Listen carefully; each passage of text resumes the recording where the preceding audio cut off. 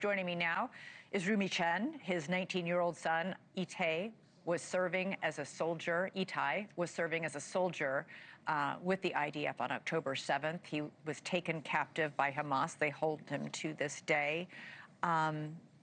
You were at the United Nations today to hear Prime Minister Benjamin Netanyahu speak. You got up and walked out. Why?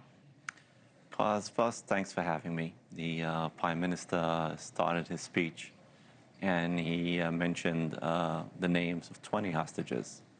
He did not mention the name of my son. Why not? That's a very good question.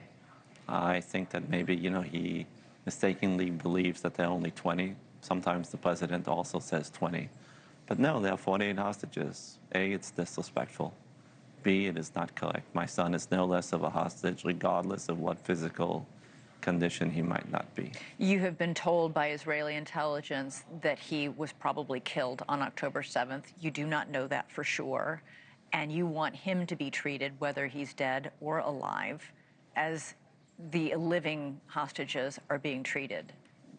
It's upsetting to you and your family that more is not being done to free these people.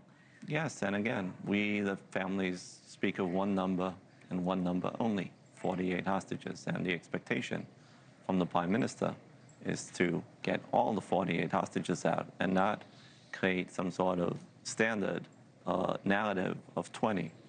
And when he said 20 and he didn't say my son's name, a U.S. citizen, by the way, which I think is also disrespectful to the United States of America and to the president, that he does not state my son's name, then I just walked out because I didn't want to hear anything else that he had to say. You have been very critical of the Prime Minister, and you've also been critical of President Trump for not pressuring the Prime Minister to do more. What is it you want President Trump to do? I think, it's not what I want from the president. I think what the United States of America wishes to achieve in the Middle East. And the president laid out in his inauguration almost 10 months ago his plan for the Middle East, which is ending conflicts soon and then getting to a state of prosperity. And freeing the hostages. And freeing the hostages. And which he wanted on day one.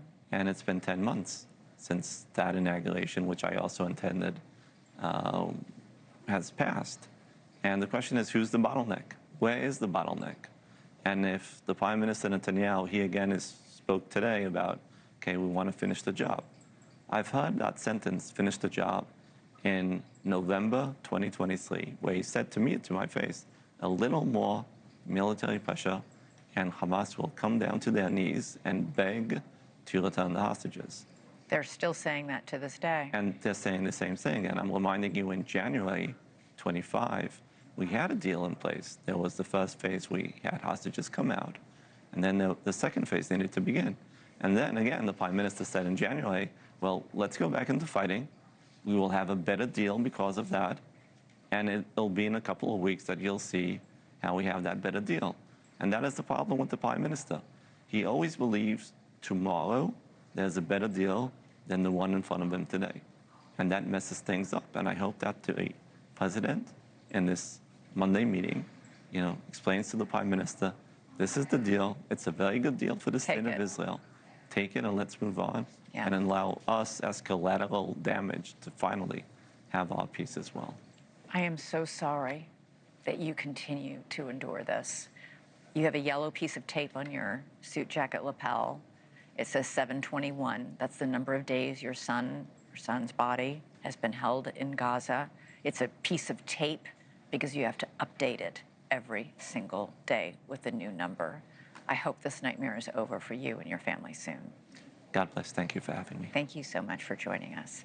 Thank you for watching. Subscribe below and download our News Nation app right now on your phone, and you will get fact-based, unbiased news for all Americans.